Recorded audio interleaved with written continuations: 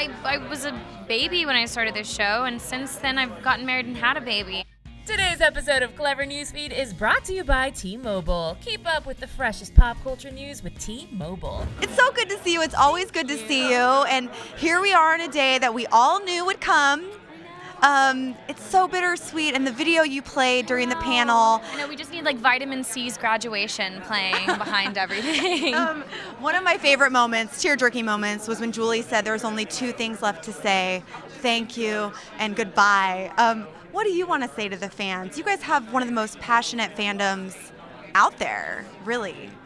Yeah, it's hard to sum it up in just a couple words, and it really is. It's sitting there and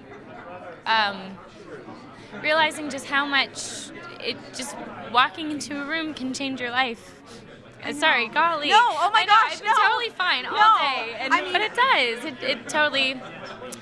Anyway, how life-changing this has been. When you think about it in the context of 8 years, like that's high school and college. Yes.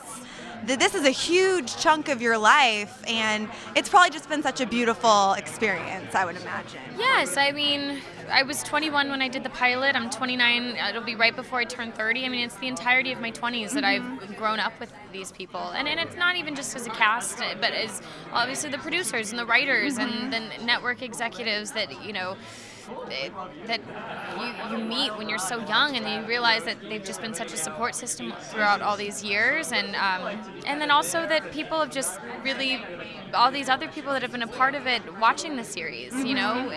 And our crew, we have a huge part of our crew that's been there since day one. So we've watched children grow up before our eyes as we've grown up as well. And your life has changed as well. Yeah, I mean, I was a baby when I started this show, and since then I've gotten married and had a baby, and with all these people. I mean, this cast and production and crew I told them I was pregnant before most of my family. Yeah. So, you know, it's kind of nuts how close we all are.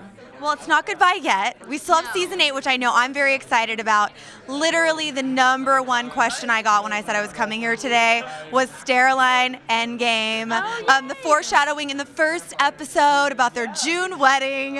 Is this going to come to fruition? Like, what do you know, or what do you want to happen? I do know that we will see Caroline and Stefan together when we come back into season 8. And they're both very united at this moment. So right now we're going to kind of see how, for Caroline, she's balancing this family life, but then also that isn't, you know, and then this love life, and then also this supernatural life. So we're going to kind of see how it all gets compartmentalized to set up the rest of the season. And of course, we're wondering, like, what the possibility for any characters who have been on the show and left, Elena, for example, to possibly come back. I know you can't share anything, but I don't know any of those answers. Those are the best for Julie. Okay. Throw her in that hot seat. Yeah. Oh my I God. really don't know. So and that's the great thing is, you know, at the start of every season, we really don't know what's coming up ahead. And this year, it has this whole new energy, and we don't know what's going to happen, but we know that it will come to a beautiful end. So.